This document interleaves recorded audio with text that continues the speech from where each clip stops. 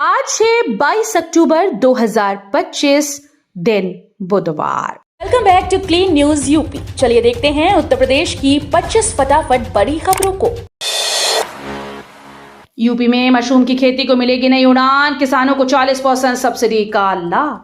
उत्तर प्रदेश सरकार अब किसानों को मशरूम उत्पादन के लिए प्रोत्साहित कर रही है। उद्यान और खाद्य प्रसंस्करण विभाग की नई पहल के तहत किसानों को मशरूम की यूनिट्स और लैब लगाने पर 40% सब्सिडी दी जा रही है। उद्यान निदेशक डॉक्टर भानु प्रकाश राम ने बताया कि मशरूम एक नकदी फसल है जिससे किसानों की आमदनी में तेजी से बढ़ोतरी होती है। सरकार का लक्ष्य है कि प्रदेश के अधिक से अधिक किसान इस आधुनिक कृषि मॉडल से जुड़े और मशरूम उत्पादन को नया आयाम दें। अब गांव-गांव पहुंचेगी रोडवेज बस सेवा, सस्ते किराए में सफर का मौका।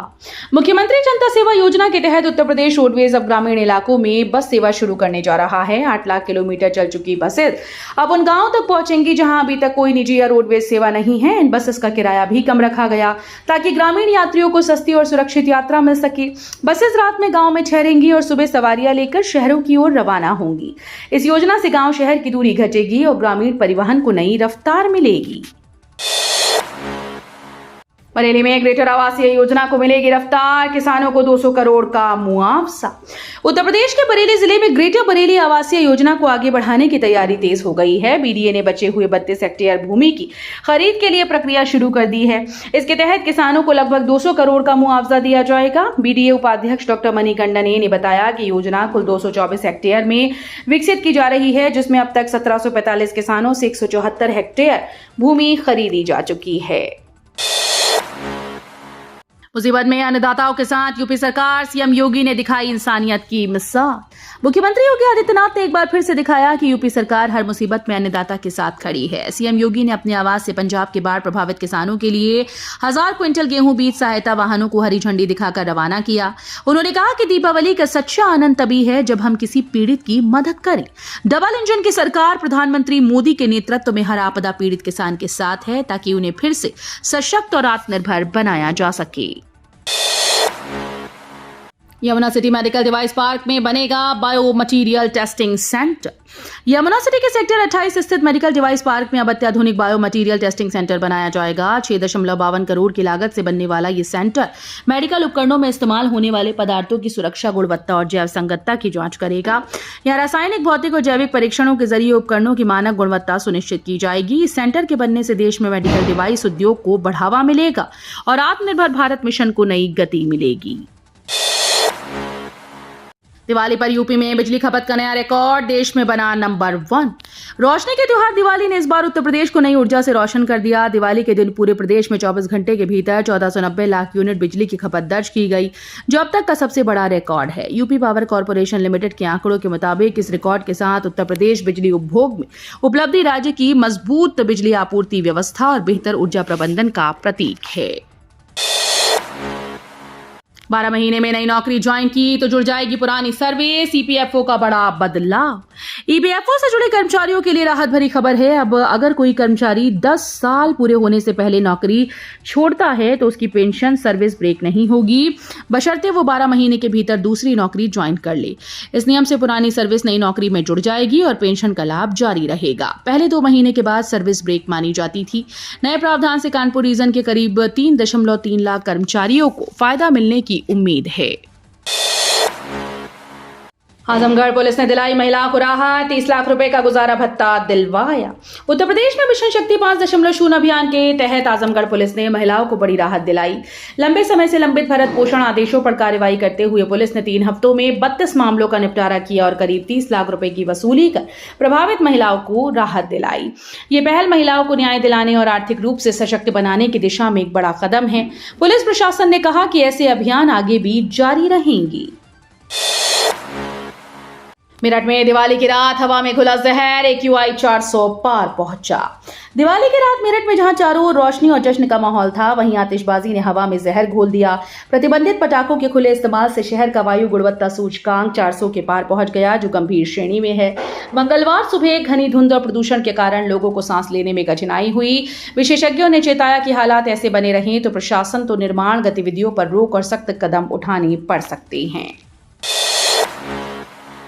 पुलिसकर्मियों का बलिदान अमूल्य पूंजी, सीएम योगी ने शहीद जवानों को दी श्रद्धांजलि। राजधानी लखनऊ में पुलिस स्मृति दिवस पर मुख्यमंत्री योगी आदित्यनाथ ने रिजर्व पुलिस लाइंस में शहीद पुलिस कर्मियों को श्रद्धांजलि दी। उन्होंने कहा कि पुलिस जवानों का बलिदान प्रदेश और देश की अमूल्य पूंजी है, जिसे कभी भुलाया नहीं जा सकता। सीएम योगी ने बताया कि 2017 से अब तक प्रदेश में 15,000 पुलिस एनकाउंटर हुए, जिनमें 257 बड़े अपराधी मारे गए। उन्होंने कहा कि राज्य सरकार शहीदों के परिजनों के कल्याण और सम्मान के लिए पूरी तरह से समर्पित है। दिवाली पर अखिलेश के बयान से सियासी बवाल, योगी बोले राष्ट्र तोड़क तत्वों से सावधान। दिवाली पर समाजवादी पार्टी प्रमुख अखिलेश यादव के बयान से राजनीतिक माहौल गर्मा गया। इस पर प्रतिक्रिया देते हुए मुख्यमंत्री योगी आदित्यनाथ ने अयोध्या में एक कार्यक्रम में कहा कि उत्सव और उल्लास के बीच भी सतर्क रहना आवश्यक है। उन्होंने चेतावनी दी कि समाज और राष्ट्र के लिए विभाजनकारी और विनाशकारी तत्वों से सावधान रहना जरूरी है। सीएम योगी ने कहा कि सभी को मिलकर काम करना चाहिए, लेकिन देश की एकता और सुरक्षा के प्रति संवेदनशील रहना सर्वोपरि है। 28 अक्टूबर को यूपी में सरकारी कार्यालय और स्कूल बंद, छठ पूजा पर विशेष अवकाश। उत्तर प्रदेश सरकार ने 28 अक्टूबर को निर्बंधित अवकाश की घोषणा की है। इस दिन सभी सरकारी कार्यालय और स्कूल बंद रहेंगे। यूपी बेसिक शिक्षा परिषद के अनुसार परिषद के नियंत्रण वाले सभी विद्यालय और मान्यता प्राप्त बेसिक स्कूल भी बंद रहेंगे। 28 अक्टूबर को कार्तिक माह की छठी है और इस दिन छठ पूजा धूमधाम से मनाई जाएगी। इसके चलते अदालतों और बैंकों में भी अवकाश रहेगा। प्रदेशवासियों को इस अवसर पर पूजा और उत्सव में भाग लेने का पूरा समय मिलेगा।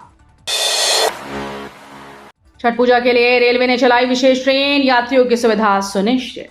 दीपावली और छठ पूजा के अवसर पर पूर्वोत्तर रेलवे के इज्जत नगर मंडल ने यात्रियों की सुविधा के लिए विशेष पूजा ट्रेन चलाई। लालकुआं, टनकपुर, काठगोदाम जैसे स्टेशन से राजकोट, कोलकाता, झांसी, प्रयागराज, मुंबई सेंट्रल तक ये ट्रेन सेवा में है। सीनियर डीसीएम संजीव शर्मा ने बताया कि यात्रियों की बढ़ती संख्या को देखते हुए मंडल में कुल 46 अतिरिक्त कोच लगाए गए। इस बहस से त्योहारों में यात्रियों की यात्रा अब और भी आरामदायक और सुरक्षित होगी।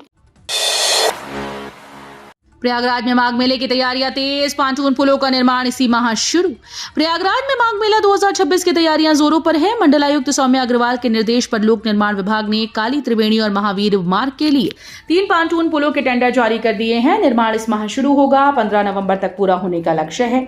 वहीं चित्रकूट में दीपदान मेले के चौथे दिन गधा मेला आयोजित हुआ। इस बार जानवरों की संख्या कम और साफ सफाई की स्थिति ठीक न होने के कारण खरीदारों और कारोबारियों में मायूसी दिखी। MMMUT में एमटेक के 3 नए कोर्स शुरू, छात्र बनेंगे AI और साइबर फॉरेंसिक में एक्सपर्ट। मदन मोहन मालवीय प्रौद्योगिकी विश्वविद्यालय ने एमटेक छात्रों के लिए 3 नए कोर्स शुरू कर दिए। नए course artificial intelligence, spatial information technology और साइबर फॉरेंसिक में विशेषज्ञता प्रदान करेंगे। इसके साथ ही पहली बार एमटेक में 12 सीटें बढ़ाकर कुल 30 छात्रों को प्रवेश की सुविधा दी गई।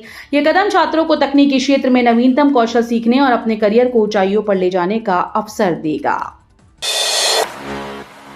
डीवी एक्ट के तहत भरण पोषण के निर्देशों की अनदेखी, इलाहाबाद एचसी ने निचली अदालतों से मांगा स्पष्टीकरण। इलाहाबाद हाईकोर्ट ने घरेलू हिंसा के मामले में निचली अदालतों के रवैये पर सख्त नाराजगी जताई। कोर्ट ने वाराणसी के पुनरीक्षण न्यायालय और मजिस्ट्रेट से सुप्रीम कोर्ट के बाध्यकारी न्यायिक दृष्टांतों का पालन न करने पर स्पष्टीकरण मांगा। न्यायमूर्ति विनोद दिवाकर ने टिप्पणी की कि निचली अदालतों का यह आचरण एक प्रणालीगत विफलता को दर्शाता है और न्याय प्रणाली में वादियों के विश्वास को खत्म करता है। बीएचयू में जल्द शुरू होगी इलास्टोग्राफी, लीवर जांच अब बिना दर्द और बायोप्सी। बीएचयू अस्पताल के गैस्ट्रोएंट्रोलॉजी विभाग में जल्द ही linear EUS scope elastography machine लगाई जाएगी। ये उन्नत तकनीक मरीजों के लीवर, पैंक्रियाज और पाचन तंत्र की बीमारियों की जांच बिना दर्द और बायोप्सी के करेगी। नई मशीन से गंभीर रोगों का पता शुरुआती चरण में लगाया जा सकेगा, जिससे मरीजों को समय रहते इलाज मिल पाएगा। ये सुविधा एम्स जैसे आधुनिक तकनीक पर आधारित है और मरीजों की सुरक्षा और सुविधा को ध्यान में रखते हुए स्वास्थ्य सेवाओं में से एक बड़ा सुधार साबित होगी। अयोध्या दीपोत्सव 2025। अयोध्या दीपोत्सव 2025 के अवसर पर आयोजित सोशल मीडिया प्रतियोगिता के विजेताओं को मुख्यमंत्री योगी आदित्यनाथ ने प्रमाण पत्र देकर सम्मानित किया। इस प्रतियोगिता का मकसद दीपोत्सव की रंगीन झलक, सांस्कृतिक विविधता और स्थानीय पर्यटन को डिजिटल प्लेटफॉर्म पर दिखाना था। प्रतियोगिता में भाग लेने वाले युवा और नागरिकों ने अपने रचनात्मक पोस्ट और वीडियो के माध्यम से त्योहार का उत्साह साझा किया। मुख्यमंत्री ने कहा कि इस तरह की पहल युवाओं को संस्कृति और डिजिटल मीडिया में सक्रिय रहने के लिए प्रेरित करती है।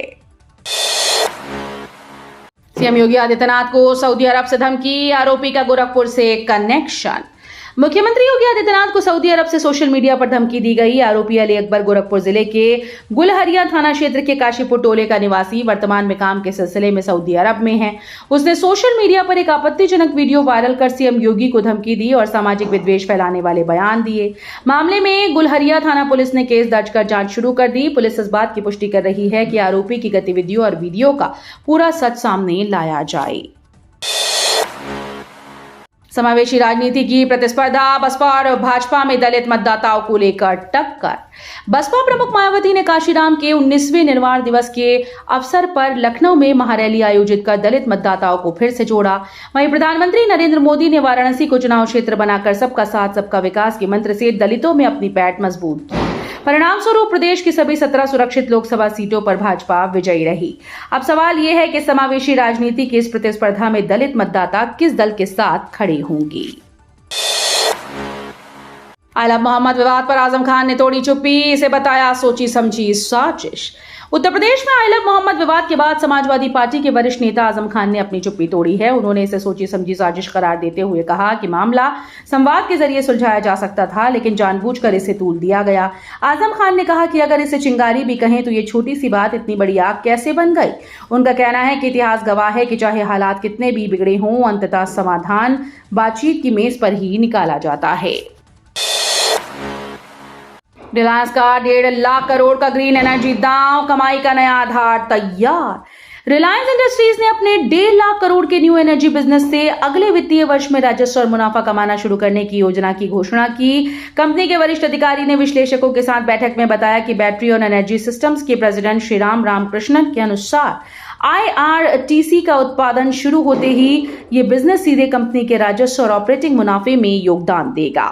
ये पहल रिलायंस के लिए ग्रीन एनर्जी में कमाई का नया आधार बनेगी।